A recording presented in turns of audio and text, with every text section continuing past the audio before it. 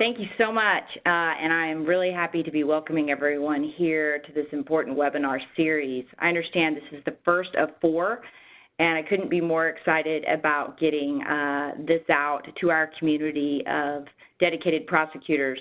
As he mentioned, I serve as the U.S. Attorney for the Northern District of Texas, and I also serve alongside many of the U.S. attorneys that you all work for that have joined in the working group that AG Barr started to discuss and work on domestic violence issues.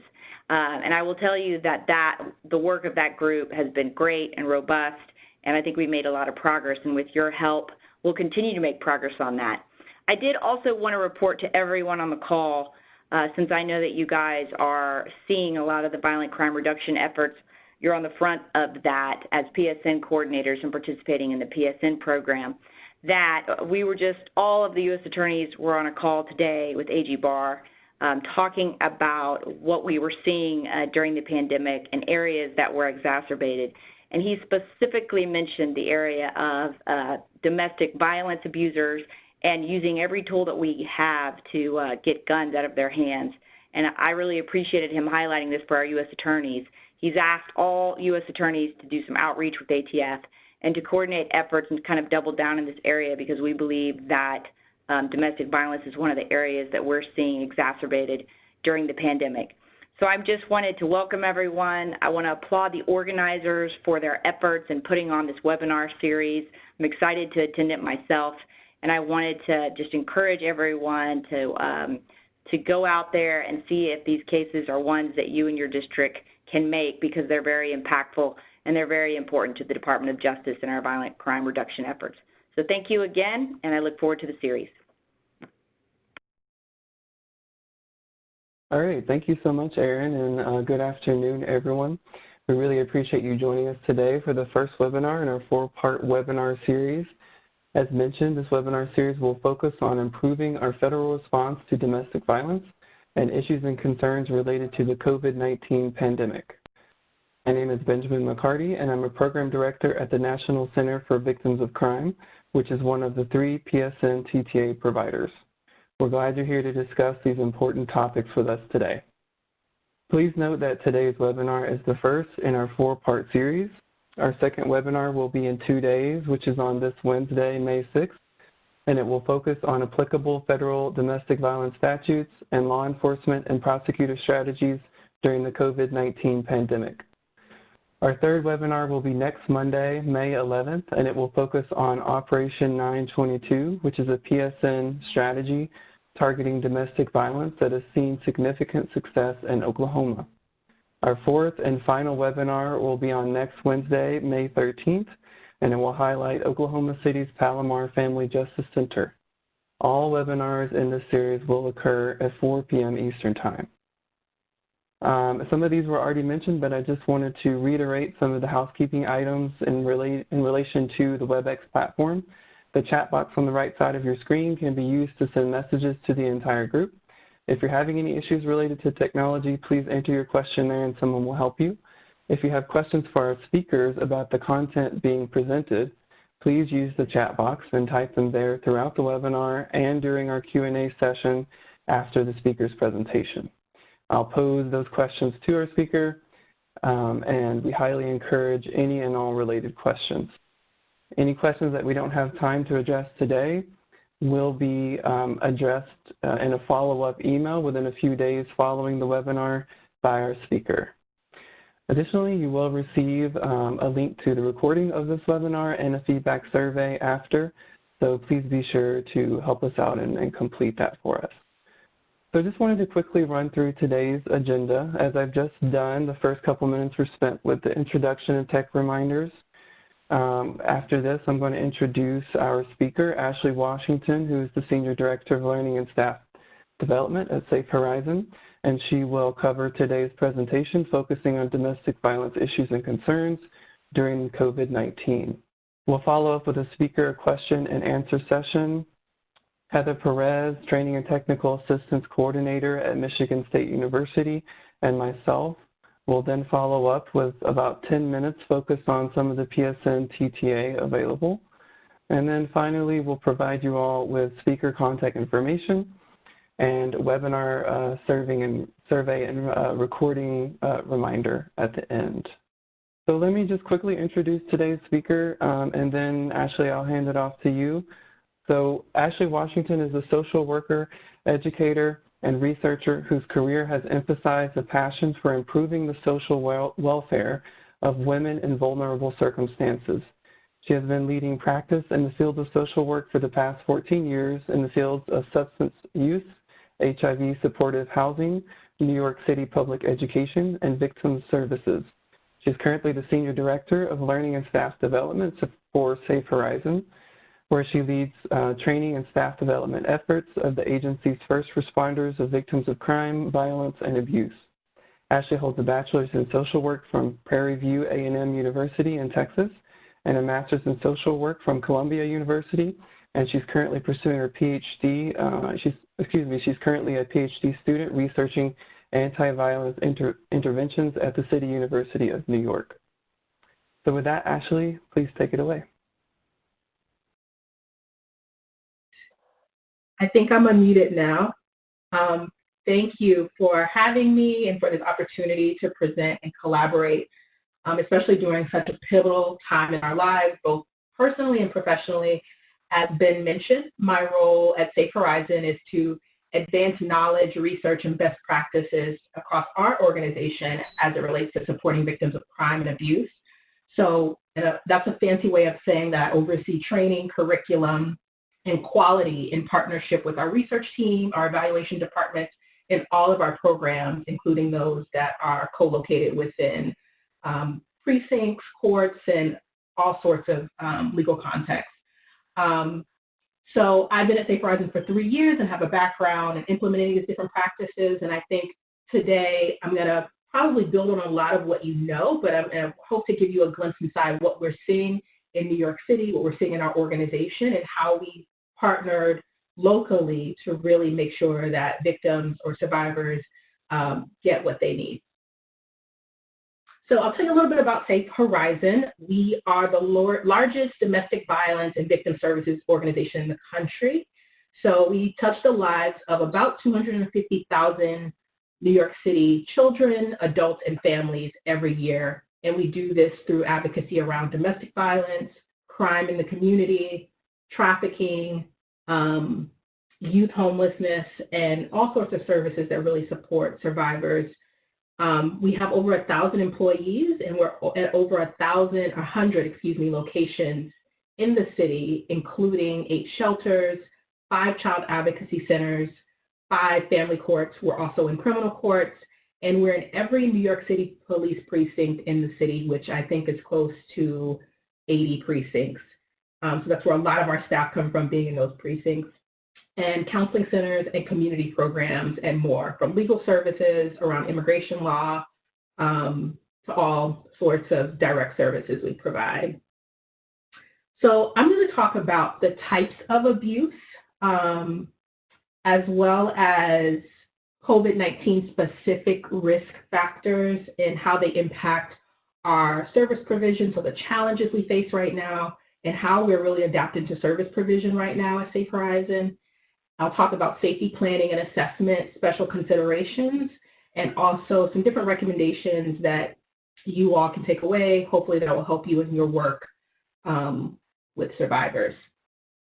If I were doing this training in person, I would probably start by having everyone write down from 1 to 5, and then I ask people generally a lot of times to tell me on paper silently, where is the place that you call home?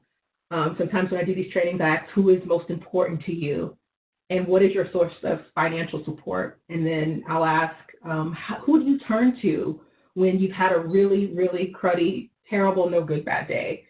And then what I ask participants to do is I kind of force them to choose. I ask people to cross out things one by one off of that list and only choose one that's most important to them. And this exercise usually gets people to start thinking about the way that coercive control works when you're forced to make a choice.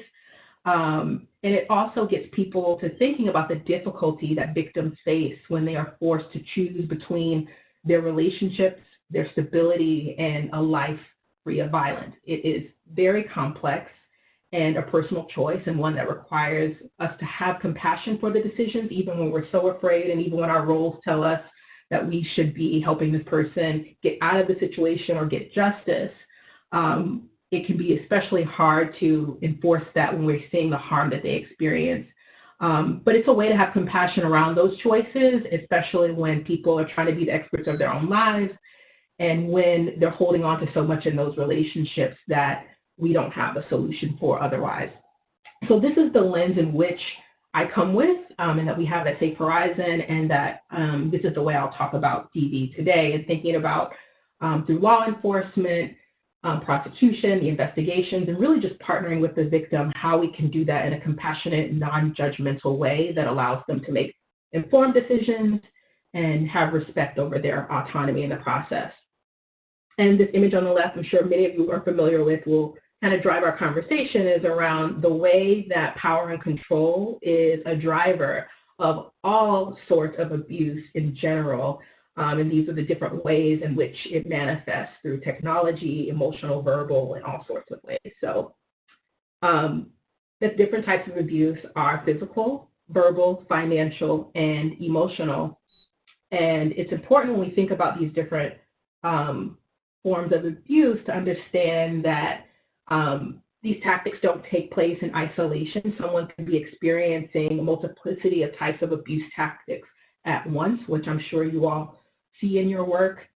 If someone is experiencing physical abuse, a lot of time, a lot of emphasis is put on the physical, and a lot of our laws across jurisdictions really focus on the physical things and guns and all of those things. But we also know that victims will face a number of other victimizations at the hands of an abuser. And we also recognize that DV can take place in various types of relationships. So financial abuse can be happening in a sibling or a family dynamic in a household, so that financial abuse could be there on top of physical threats and violence to that person, as well as elder abuse. And then we also know that there is an overlap with these types of abuse with trafficking. And in those types of relationships, all of these things can manifest. So it's important to keep that lens in mind when sometimes I know people present with a lot of physical, but they're also experiencing so many other things. And it's important to remember that we are always thinking about it's not only intimate partners in heterosexual relationships, but across gender identities, sexual orientation, as well as economic status, and all of those identities. It looks different for different people. And one abuse tactic that's often overlooked and can be really critical, I'm sure, in prosecutions, investigations, but also just for victims, is coercive control, which usually comes across through the emotional tactics of deprivation, exploitation, and regulation of victims' behavior. These are the very insidious non-physical intimidation tactics and controlling behaviors that can cause harm to victims and sometimes put them at risk for other crimes, such as sex work, drug possession, gun possession. And we also know from research that coercive control is one of the huge drivers of homicidality and lethality. So it's something right now that we're particularly concerned about in our work.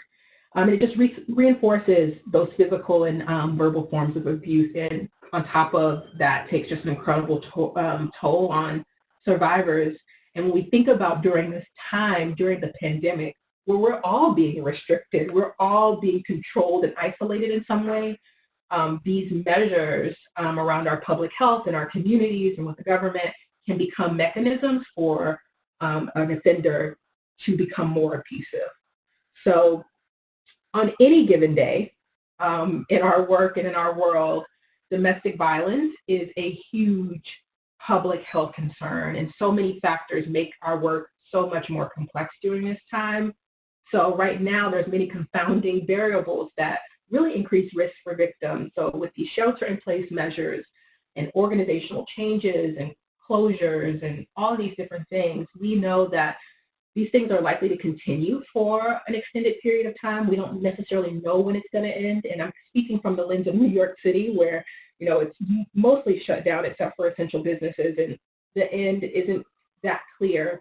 And also, even after the pandemic, we're still likely to experience or see these factors come come up and emerge. So factors like isolation and limited family and social supports are already prevalent among victims and are likely to increase the incidence of violence and abuse, unfortunately.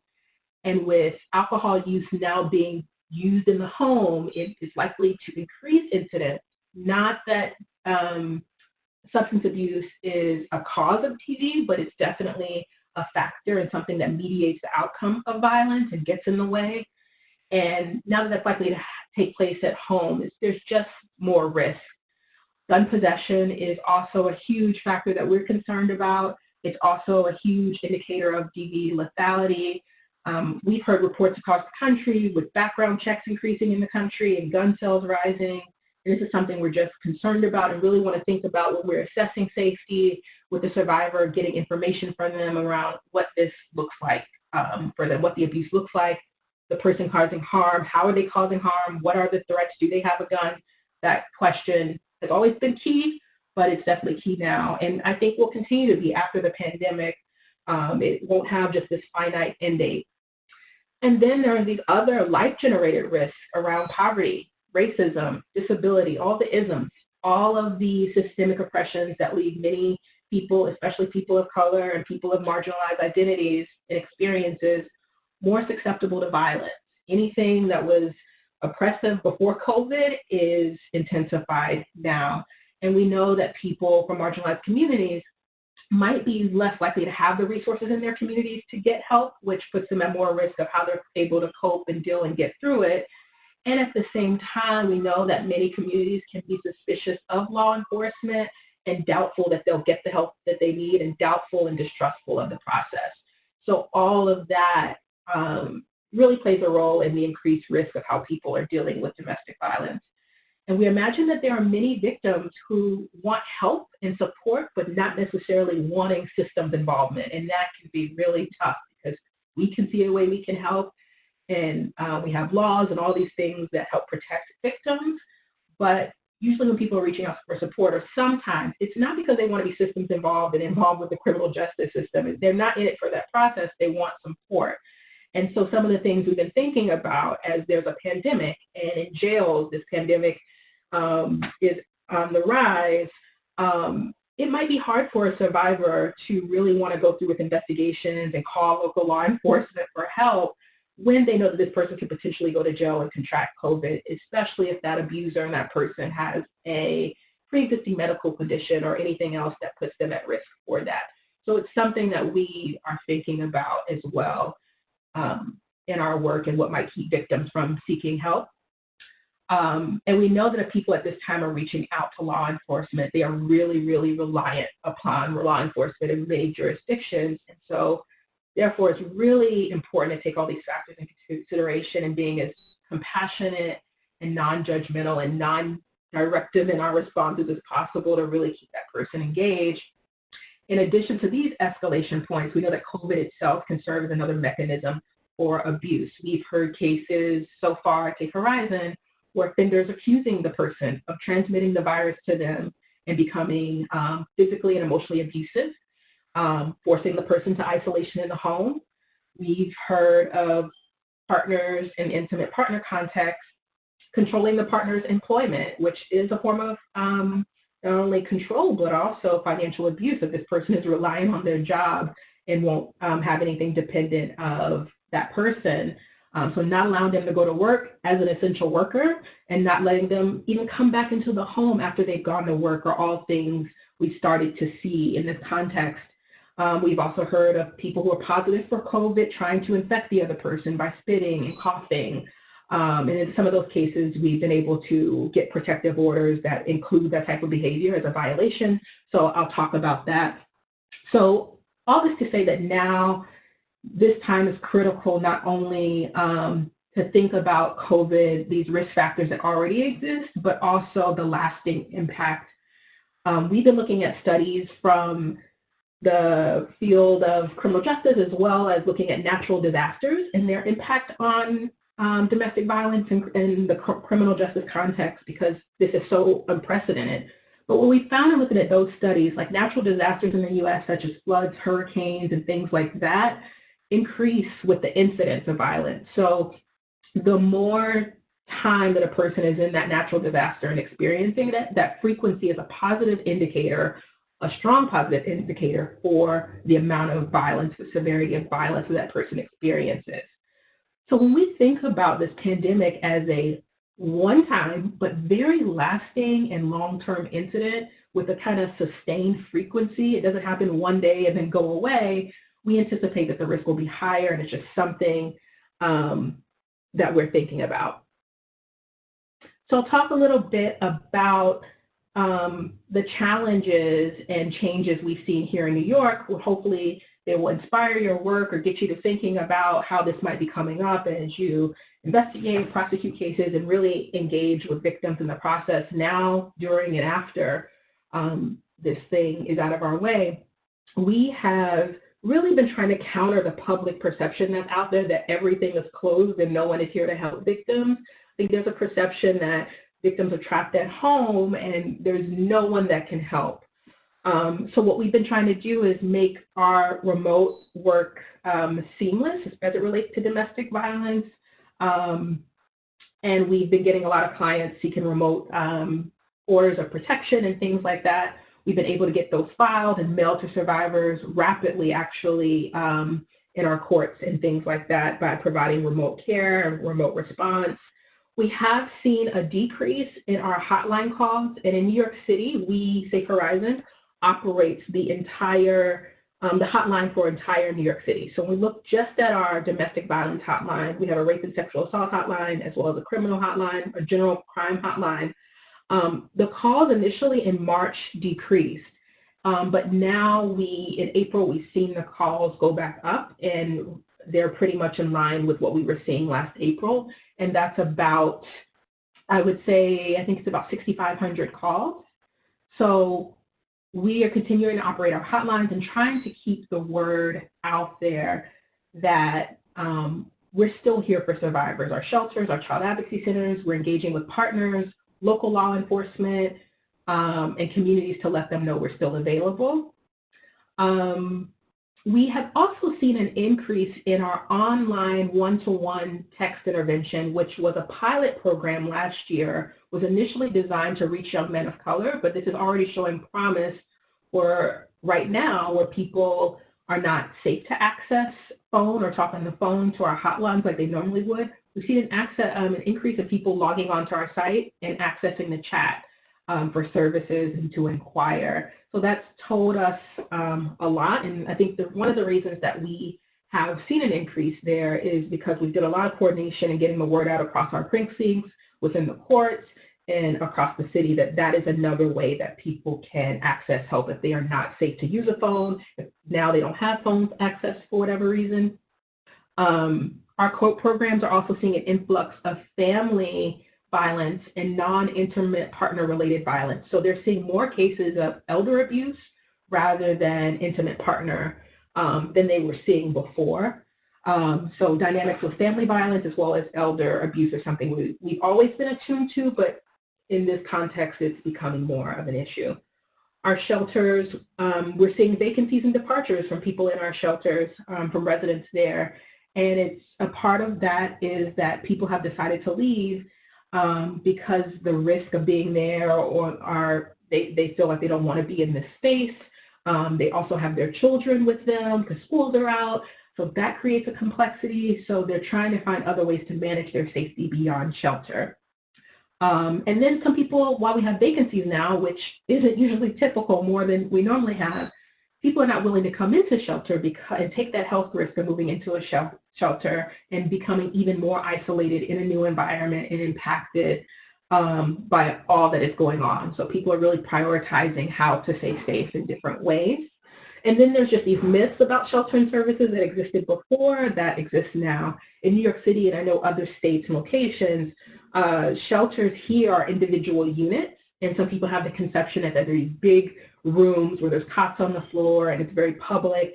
And our shelter locations here, at least, are individual units. Some of them shared with the residents, but some are not. And so that's another thing we're trying to counter is the myth about shelter and what it really is like to live there.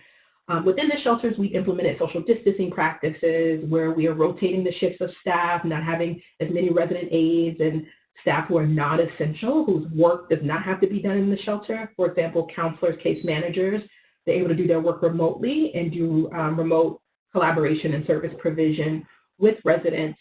And we have also been able to, thanks to the wonderful work of our HR team, have staff deployed to our shelters and other essential sites to cover and relieve essential workers, especially when a lot of our essential workers have been sick and have also experienced a lot of loss in their personal life, leaving us with gaps in the overnight and day-to-day shelter operations. So that's been something that we have been dealing with. And also in the shelters, we're seeing child visitations as a source of abuse. So not only in our shelters, but across our programs with victims we were working with, there were visitation orders and plans already in place. And now with COVID, the abuser is using that as a tool to hurt and harm the survivor. So children will go over the weekend, 2 children, and the person will only bring 1 child back, or they're bringing the child back much later than they're supposed to, or not at all.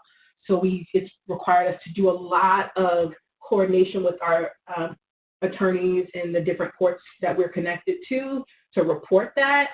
Even if there's nothing they can do right now, or if there's going to be a delay, our workers are like capturing and tracking all of the incidents so that when things open up a little bit more, they'll be on top of it and be able to enforce whatever they can around these violations. And then just getting past the technology, phone, internet accessibility limitations.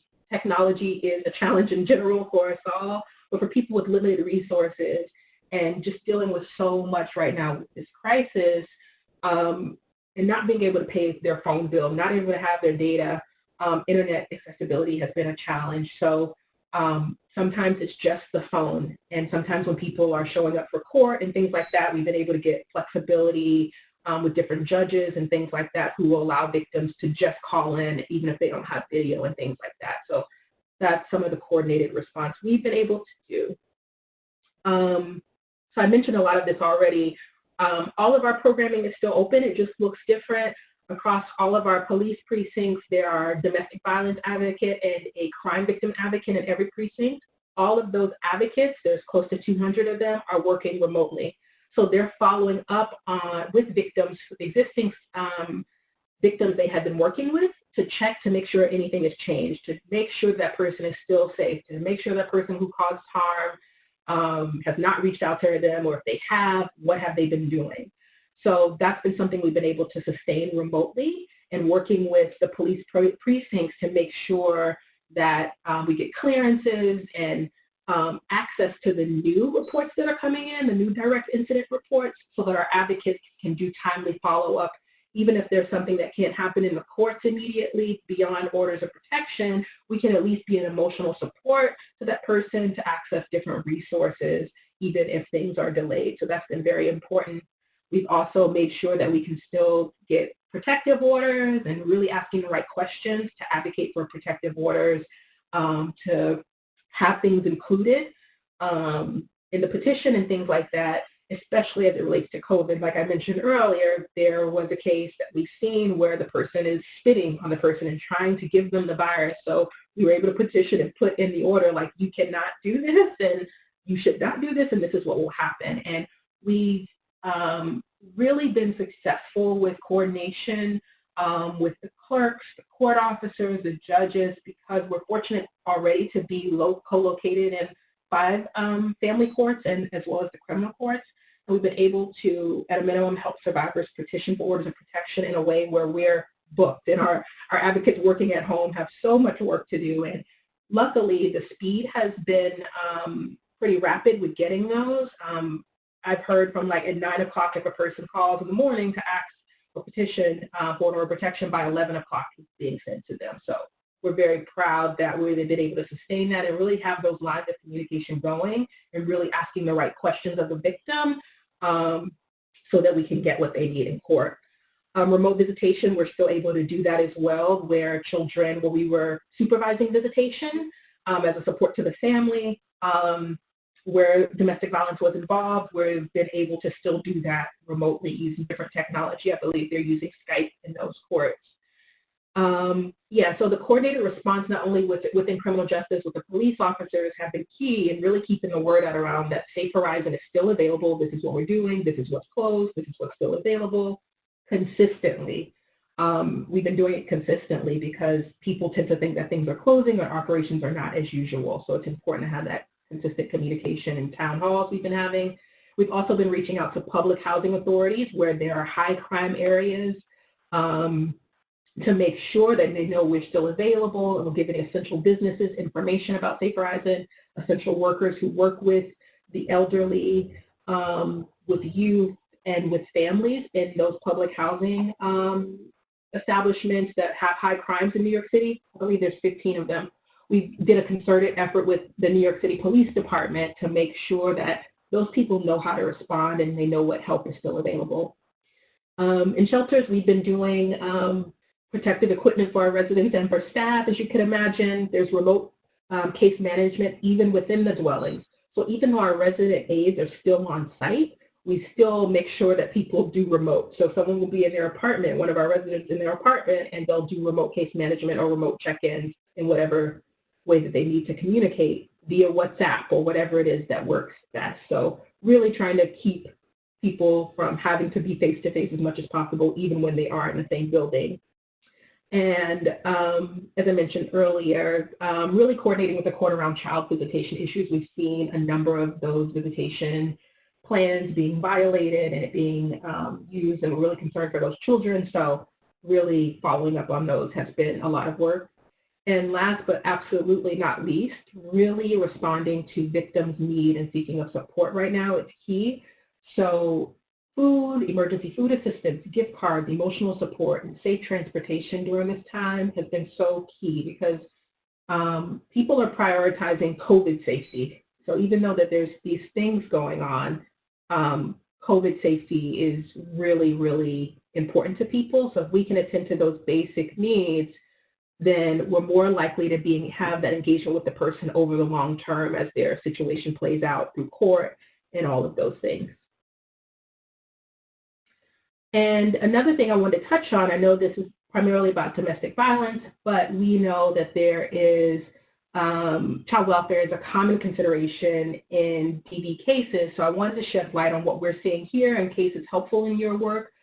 So we operate 5 child advocacy centers, which were created to respond to the most severe cases of child abuse, both physical and sexual. And so these 5 centers have on-site teams that offer care, including the child protective specialist from Administration for Child Services, detectives from the New York City Police Department, assistant district attorneys from the different district attorney's offices, corporation counsel with the New York City Law Department, and then pediatricians from premier local hospitals in the city, and from Safe Horizon, trained licensed clinical forensic specialists work with these children. So what we've seen is that reports are down for child abuse reports to our centers by at least 50% across the city and across all of our child advocacy centers, and we believe that this is similar for across the state and maybe even in other states. We have heard reports are down, and these decreases are probably likely to the fact that schools are out, and most of our reports come from teachers and school officials, and that also families are really uncertain about seeking help right now and think that things are closed and are just dealing with so much. So we recognize that it's a competing priority for families, but obviously we are so concerned about DV in the home, potential child abuse, especially we know that DV and child welfare issues can escalate when there's stress and all of these other factors involved. So what we have been trying to do is, again, getting the word out, working with local law enforcement, letting them know we're still available and letting them know how we're working and what we're doing so people don't think we're completely shut down.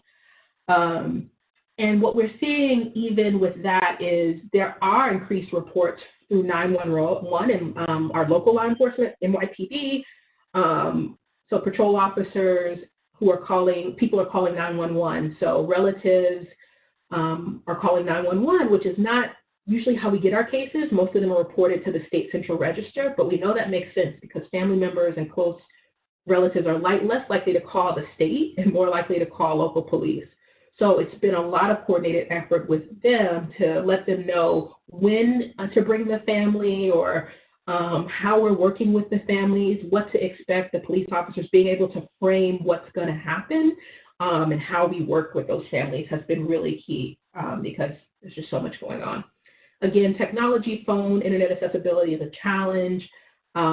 We've been using in our follow-ups for mental health with families, for existing families in our child welfare context, following up via technology, via Skype, WhatsApp, Zoom, really whatever works for the family to really provide the care that they need at this time in whatever way works for them. We want to have some engagement going and some response to what they need right now, even if it's not the full investigations. And we also don't know what to expect because this is unprecedented, but we are imagining there might be a potential surge in the cases or people starting to come in once the restrictions lift. So we're already starting to think through what this could mean in terms of investigations for child welfare. And then if the parent is also involved in DV, really trying to think about how we can coordinate care for that family in a way that's not going to make it so complicated and stressful, especially when people are so concerned about their health. This is a picture of one of our child advocacy centers, just to give you a picture of how they're responding with their mask and still working on the ground.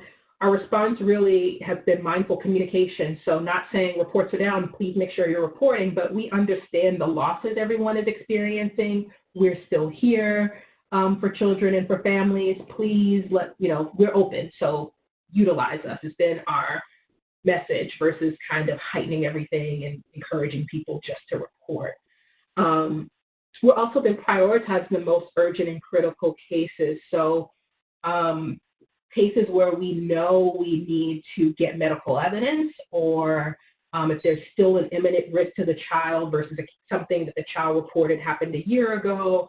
We know there's an imminent risk right now and there's medical information we need to collect. We want to do that now and also in our centers where we're trauma informed and give them the care they need, and really avoid those families having to go to a hospital or clinic and potentially get sick. And we've done a lot of proactive coordination, like I mentioned, with our teams in the child advocacy centers, the doctors, the DA, with the local law enforcement to figure out what upfront we can do before that family gets there, and really scheduling the visit and figuring out how this is going to be investigated in a more proactive way to really reduce the stress and the strain on that family when they're trying to navigate COVID-19 and coming into the office and things like that. So really a lot of proactive upfront coordination around what the investigation should look like for that case. We're doing remote follow-ups, and then again with this population, we've seen a lot of loss in New York City, and I think across the country. We know that families in the child welfare system, predominantly families of color, and unfortunately a lot of families of color have seen a lot of grief and loss during this time because of the way the pandemic has manifested. And so for this work, it's really meant being able to respond to that in addition to the victimization and things. So it's just something that's just been hard to navigate, but important. So I want to talk about safety assessment considerations and things that you all could be thinking about as you're following up with victims and maybe starting to see people come in, and especially if you're starting to consider as coordinators and for investigations and things like that, remote work. It is always critical to first assess safety in the moment, current safety, like right now. Is this person able to speak, either from an emotional standpoint or a physical safety standpoint? Always want to be assessing current safety especially on virtual telephonic interactions. So asking if the person is able to speak, asking if it's a good time to speak. Sometimes we assume as service providers and advocates that people are because they answered, and not true sometimes. And asking about what happens, how will you know if it becomes unsafe to speak? How will you know? So really having that conversation with a survivor anytime and every time you're meeting, especially if it's remote. And then on our end, as service providers, being transparent about privacy and safety on our end. So letting them know where we're calling from, the risk of having the conversation via Zoom or Skype or phone or online and in this way, especially if it's a new way of interacting. and what precautions, letting them know what precautions that you're taking to ensure their privacy and safety. Because in a lot of ways, this remote work and this remote world is new to people, especially during this time. People are just so afraid and worried, and when they're experiencing violence, domestic violence, everything is just heightened and feels so much more unsure and like a threat. And then really lastly but not least, assessing for general wellness in light of the pandemic. You know, there's the physical incident and the violence and all of those things that can be happening, but really staying attuned in and seeing how people are doing with so much change in the midst of the change, the stress, the loss, the anxiety, and all of the constraints that we're under is key before trying to dive in and figure out more.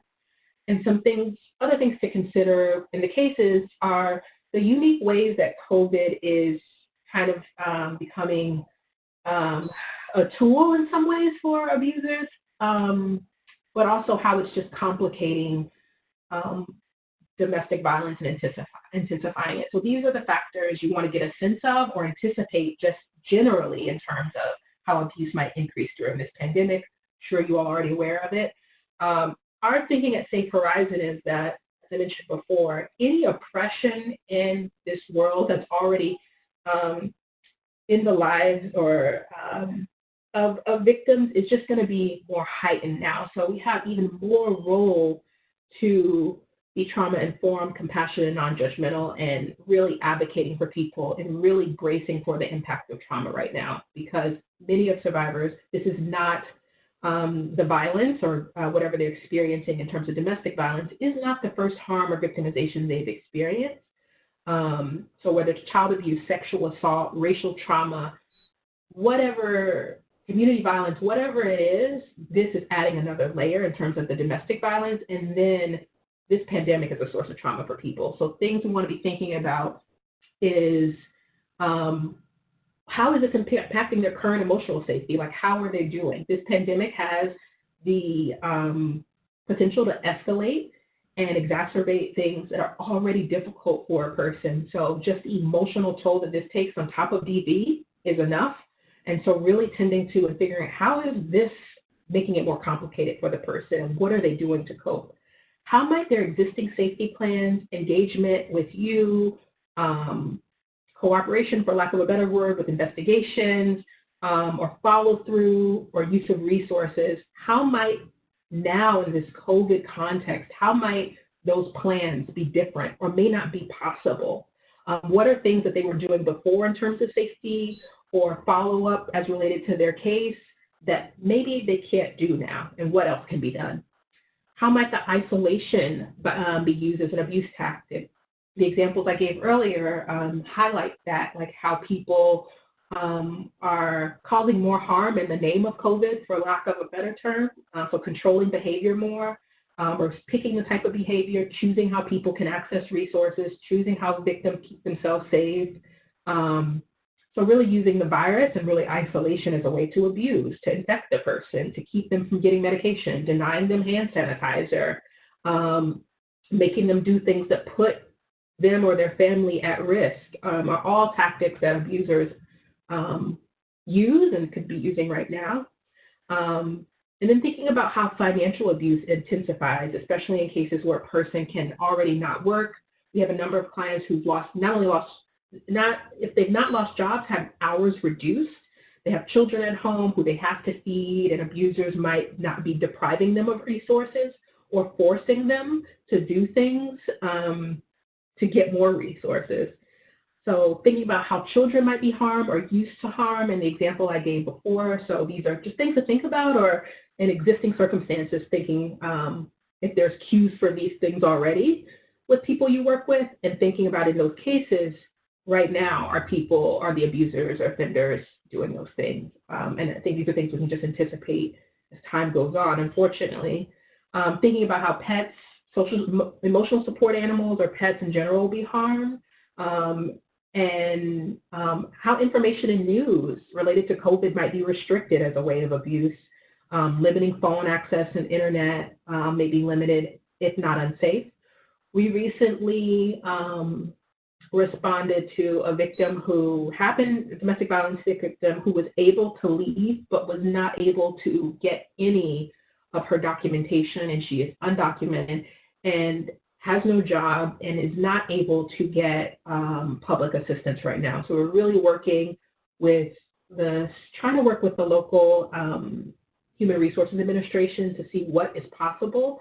But that just goes to show like some of the things that people are grappling with during this time. So safety considerations around what they have access to groceries, medication, and supplies. And then from the assessment, really safety planning and making considerations for all risk, not just the physical and the things that are technically like illegal and the things that can be prosecuted, but also the life-generated risk that come with this. So just all the systemic oppressions and things that come with the abuse and the impact on the victim. And we use the acronym of ART, authentic, realistic, and time-bound safety planning with victims. So figuring out how the victim defines the risk and how they prioritize safety and risk, what safety means to them, that's the authentic piece. Figuring out what's feasible for them, building on protective strategies and things that they've already done and that they're able to do is the aspect of being realistic versus trying to introduce a whole new thing that may be impossible or more difficult for them. Realistic is kind of very important right now in our world where everything is so limited and we're so restricted and constrained. So as much as possible thinking through what they're able to do. How long will that plan last and how would they check in with you? When should they check in? What if you don't hear from them? What are all the possible things in time that would indicate safety or lack of safety? And finally, these are just some recommendations that may or may not fit your context, but some things we've been thinking about at Safe Horizon and hopefully find them helpful. So there is the notion of what's really important right now is being super trauma-informed, anti-oppressive, and non-judgmental in our stance with victims. So given not only the DV, but the COVID impact, it's really crucial to be trauma-informed in our help, and some of the things you might already be doing, but helpful to remember, is providing victim witnesses with protective strategies through the investigation. So having breaks in the investigations or in the prosecution in that process, inviting in social workers or other advocates to be present before and after different investigations or engagements with the victim witnesses so that that person really has support, because it can be difficult for people to not only cope with it, but relive, re-experience, and really be in conversation about the harm they experienced.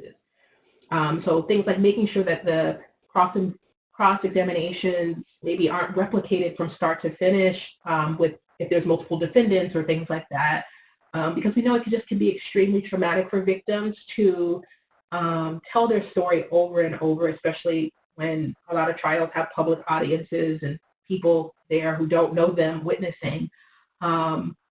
And really just thinking about how existing systemic barriers victims already face are just exacerbated.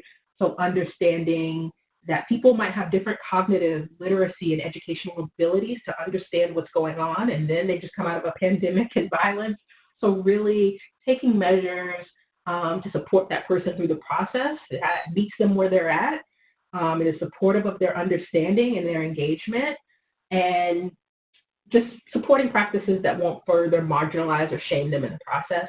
Also important as we think about an individualized, non-judgmental approach, that one survivor's decisions to engage or participate is different from another. People are making complex decisions with their unique lives about how they engage, type of support they want, and sometimes it can be very hard to see someone not follow through on something, especially if they've experienced a ton of violence or very severe violence. So figuring out what that client-centered, non-judgmental approach looks like when the survivor's actions or beliefs or needs are not aligned with how we would want to help. Ensuring renewal of continued presence and pending T visas throughout the investigation or beyond the investigation for people to ensure that they have financial and social stability.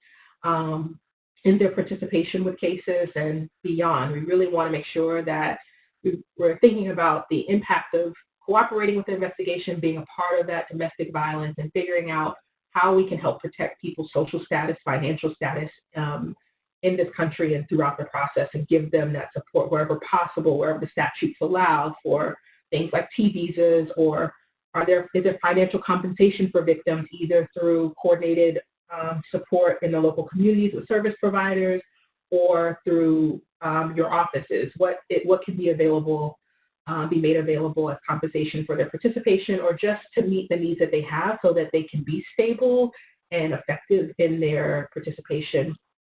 And then the proactive planning and support to engage victims. Child care, we know, is such a huge thing right now. It has always been, but even more so after this, and as people are strapped for resources, figuring out how plans can be made in advance as victims engage with the process, with investigations and coming to court, and if there's any safe transportation that can be provided for them to and from these appointments and meetings. Can local law enforcement do escorts for them? Whatever it is, any support will be helpful to help them manage their safety. Advocating for funding. Right now, you all may already know this, but we know that when there are budget deficits and services, when there are budget deficits, which we are thinking about right now in this time, services like the hotlines or shelters or legal assistance are the first to go. And given the impact of this crisis on survivors of violence, they really can't afford to lose anything that's been helping them. So we have been thinking about all the ways we can help advocate for funding and things like that.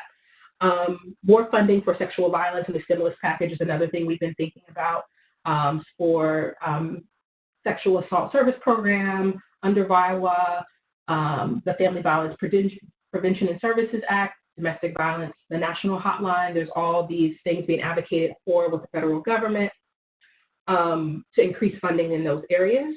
And then lastly, provide path to safety, provide accessible remote and telephonic responses in courts, and also still having available some in-person options for people who may not have remote access based on the highest priorities, sort of how I was mentioning with our child advocacy centers, where they're prioritizing those cases that have to be in person, and really trying to be as flexible and informed and social distance as possible in person, and consistently communicating updates, changes, and procedures, even if there's no changes, making sure local law enforcement, local service providers know of the ways in which you all are still helping victims, what's happening, what's possible, what's not, asking them what they're doing, what's happening, what's possible, what's not, on a consistent basis.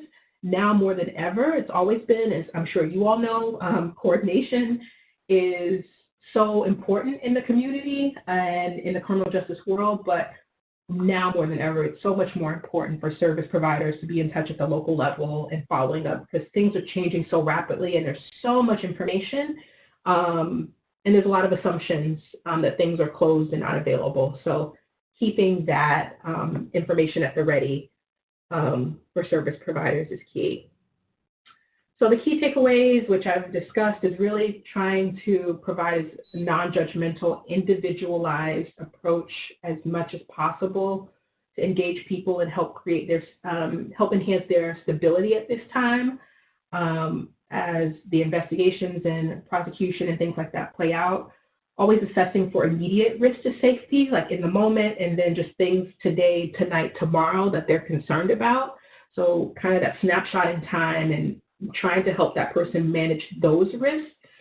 We've been thinking about this a lot as well, because across the country there's a push for people to be released from jail and prison, so safety assessment and communication about the risk that could be at place if there's likely to be a person with a history of family violence coming out of jail. If that person is getting out, really touching base with local law enforcement around that, and connecting with the victim to communicate that, and also safety planning around it is key. And providing paths to safe remote and safe in-person response. Again, collaboration with as many people in the community as possible who are likely to see victims at this time in a way that we may not be able to do. So essential businesses, faith communities, service providers, and things like that, really touching base with them to see what they're seeing and figuring out ways to collaborate. And then again, we're saying right now, people's basic emotional, financial needs are there. So anything you can do to attend to that and respond to those needs when these things happen or come to you, that can make all the difference for victims in the process. So I'll open it up for questions, which I see there's already one about T visas. I should have specified. So in our work, we work with people who have been trafficked, and I think that's the context in which I was describing it, where there's been potentially DV and trafficking. And I know in some cases with our anti-trafficking program, we've tried to make sure and advocate for continued presence in the U.S. throughout the whole process, so that that person just has stability beyond the investigation. So that might be more relevant where there's trafficking. Great. Thank you so much, Ashleigh. We really appreciate you providing us the perspective on these issues from New York City and from Safe Horizon and from the work that you're seeing among all your colleagues and the victims and survivors that you're serving and helping there. So thank you. The information was very helpful. If you didn't submit a question already, please do so again in the chat box on the right. Really encourage you all to ask questions, and we've got Ashleigh here, and she's more than happy to help answer. So I know there was a couple of questions about whether the PowerPoint would be available to download. It's my understanding that it is already available on the SharePoint website, and that link is actually already posted in the chat box. So you'll be able to find that there. And the presentation is being recorded, and it will be sent out within the next couple of days, and it will be also available at that same SharePoint location. So I don't see any other questions coming in at this point for Ashleigh, so what I think we'll do is go ahead and move on to the session where we're going to cover PSN TTA a little bit, and then if some more questions do come in during that time, Ashleigh, if you don't mind just hanging on for a little bit, we'll have you answer if those pop up. Absolutely. So Heather, if you want to go ahead and give the PSN TTA overview. Yes, thank you. I just want to very, very quickly say thank you very much to Ms. Erin Neely-Cox for her opening comments. Interestingly enough, I was on the phone with some researchers in Tucson just prior to this training who noted an increase in domestic violence and gun violence during the stay-at-home order in their city. And thank you very much to Dr. Ashleigh Washington for this timely information provided. And Benjamin, thank you to you and the team at the National Center for Victims of Crime for taking the lead in organizing this training series. As mentioned, the next one will occur on Thursday, May the 6th at 4 p.m., focusing on applicable domestic violence-related statutes. And then finally, just kind of our general thanks to the Bureau of Justice Assistance for supporting our training and technical assistance work. I think kind of as we know, with national formula-based PSN funding for FY18, 19, and now again for FY20, this means large-scale training and technical assistance availability. The PSN Training and Technical Assistance Program, as you all probably are aware, does support the U.S. Attorney's offices who lead the PSN teams across the nation. There are 3 PSN TTA providers at the moment supporting these efforts. Michigan State University School of Criminal Justice being one, the CNA Institute for Public Research, and then obviously the National Center for Victims of Crime. TTA is available for all PSN teams. In general, there are no costs related to the TTA being provided unless a site is maybe asked for a match or a small portion, such as providing meeting space or AV needs. TTA is available to support all 5 pillars of PSN, so that being leadership, partnership, enforcement, prevention, and accountability. While the 3 TTA providers have their specialized area of focus, all 3 closely monitor, interact, and collaborate to provide timely resources to the criminal justice field in general, and specifically to the PSN teams. TTA can come in many forms: on-site training, customized assistance or assistance, virtual learning, peer-to-peer interactions, support from regional teams, just kind of a whole array. And just to emphasize, this TTA is available to all PSN team members. So this includes your state and local partners. I state this only in recognition that oftentimes the federal partners are better informed or have guidance on access to TTA. So just please ensure that all PSN partners are aware of these training and technical assistance opportunities. To ask for TTA, simply submit the request through PSN TTA.org. To receive PSN TTA, the request must be tied to PSN activities and have the awareness and support of the PSN team, including the U.S. Attorney and the PSN point of contact. BJA and the PSN TTA team review all TTA requests received through PSNTTA.org on a bi-weekly basis. So I will turn it back over to Benjamin now to provide everyone with a little bit more details and information on what NCVCTTA.org has to offer. Great. Thanks so much, Heather. It looks like I don't have the ability to switch the slides. I'm switching it on my screen, but I'm not sure if it's, okay, I see it is now. Great. Thank you. Just want to quickly cover some of the TTA offerings that NCVC has, again, part of the PSN TTA program. The main one being our ncvctta.org website. This is what we're calling our TTA portal, and on there you can check out our TTA catalog. We have over 15 different topics that are available to PSN teams, and many of them related to domestic violence, intimate partner violence, and other similar topics. We also have other resources on there, and we also have a blog where we're posting all kinds of resources on a regular basis. So please do check that out as a one-stop kind of shop if you're wanting more information on what we can provide. Additionally, we have the Victim Services Assessment. If you're looking to better respond to domestic violence in your jurisdiction, increase your victim service response infrastructure, and incorporate victims' needs and experiences into your ongoing PSN TTA strategies, our on-site or virtual assessment's a good fit. It'll help you evaluate the current state of victim services in your PSN team and provide tailored TTA recommendations. We also have, as I mentioned, TTA that's available on domestic violence dynamics.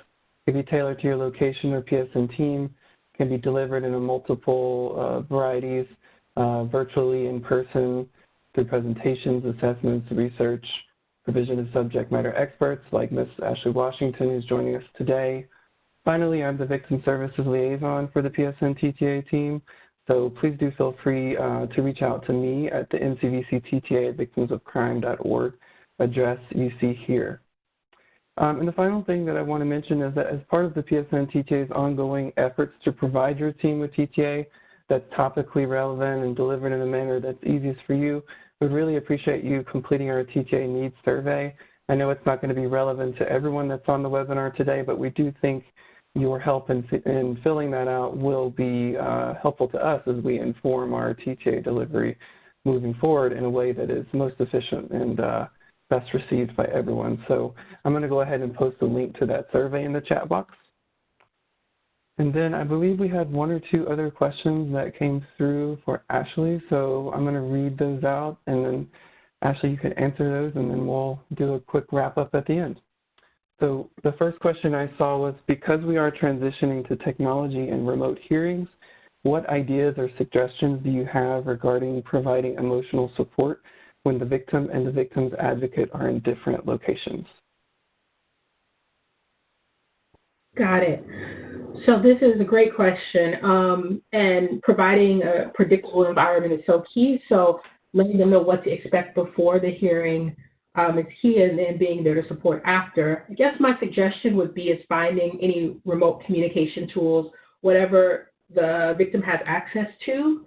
Are you able to have them call you after to get the support they need? Is there a way that you can be remotely available to them, even if you're not present at everyone's not together, but is there a way that after the hearing ends that they can understand, or they can rely on a call from you, or if not you, from another service provider in whatever way works best for them? So I think still providing a call or a preparation around what to expect, and maybe even asking around what they should expect as a way to advocate for them, and creating that predictability is key. Having some way to connect with them after. And then asking them what works for them in general after these hearings. What else, helps them emotionally to cope with what they just experienced, and build on that if for whatever reason technology won't allow you to follow up with them after the hearing remotely. In our courts, people have been using WhatsApp, Zoom, whatever really works the best for the client in our court program. So hopefully that's helpful. Thank you. That was helpful. Okay, so I believe that's all the questions that I saw. I just also wanted to quickly mention that at the National Center for Victims of Crime, we do host an annual conference. It's called the National Training Institute. We've been hosting it for, I believe, over 15 years now. We usually have well over 1,000 people there. And this year it's November 11th through 13th. Registration is now open for that, and I do think this conference would be really relevant to a lot of the people on this webinar. We offer more than 80 victim-centered, practice-based, research-informed trainings to sharpen your skills and connect with peers. So I'm going to post the link in the chat box to register for that as well. And actually, I did see one more question that came in. It says, have you identified a particular means to share domestic violence information to those in the community since outreach is not taking place? Yes, we've used as many means as possible. Social media has been helpful to us. We have a significant presence online via Instagram, Twitter, and things like that, but we've also been partnering with people who have a different presence than us. So maybe if they have different followers or more followers online in their community, we've been sharing information there. We've been doing a coordinated effort with the police department and the 15 highest crime areas, public housing establishments in New York City, to do outreach that way with people who go into those communities and are essential workers, to work with elders or to work with youth. We've worked with them creating flyers and things like that to let them know that Safe Rising is still available. We've reached out to City Council, and City Council has done campaigns online and different hearings online. We had a hearing online on Friday with the Human Resources Administration. I got more information out. So there's been a number of ways, really finding ways to be in touch with local law enforcement and people that they're in touch with, and then essential businesses and essential workers right now are the people that are seeing the most people. So that has been helpful. Great. Thank you, Ashleigh. So with that, we've reached the end point for today's webinar. If you do have any questions that you think of after and you weren't able to ask them, please do reach out here to Ashleigh. It's ashleigh.washington at saferising.org. I'm also going to put her email in the chat box. And then, as I mentioned previously, if you'd like to learn more about NCVC TTA, please do so at ncvctta.org. And then check out the PSN TTA team's website, which has information regarding the overall program and information from the other TTA providers as well. And as I mentioned earlier, please do look out for the webinar recording and the feedback survey. So with that, thank you so much for joining us, and thank you to our speaker, Ms. Ashleigh Washington. We hope you found today's webinar helpful. Please don't hesitate to reach out to us with any questions, and please remember that our second webinar in this series is in 2 days, which is this Wednesday, May 6th at 4 p.m. Eastern. And that one is going to focus on applicable domestic violence-related statutes and law enforcement and prosecutor strategies during the COVID-19 pandemic. So thank you, everyone, and please enjoy the rest of your day.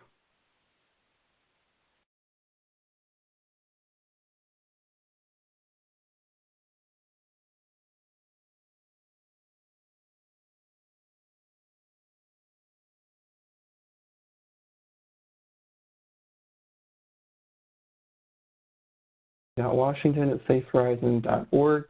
I'm also going to put her email in the chat box. And then, as I mentioned previously, if you'd like to learn more about NCVC TTA, please do so at ncvctta.org. And then check out the PSN TTA team's website, which has information regarding the overall program and information from the other TTA providers as well. And as I mentioned earlier, please do look out for the webinar recording and the feedback survey. So with that, thank you so much for joining us, and thank you to our speaker, Ms. Ashleigh Washington. We hope you found today's webinar helpful. Please don't hesitate to reach out to us with any questions, and please remember that our second webinar in this series is in 2 days, which is this Wednesday, May 6th at 4 p.m. Eastern. And that one is going to focus on applicable domestic violence-related statutes and law enforcement and prosecutor strategies during the COVID-19 pandemic. So thank you, everyone, and please enjoy the rest of your day.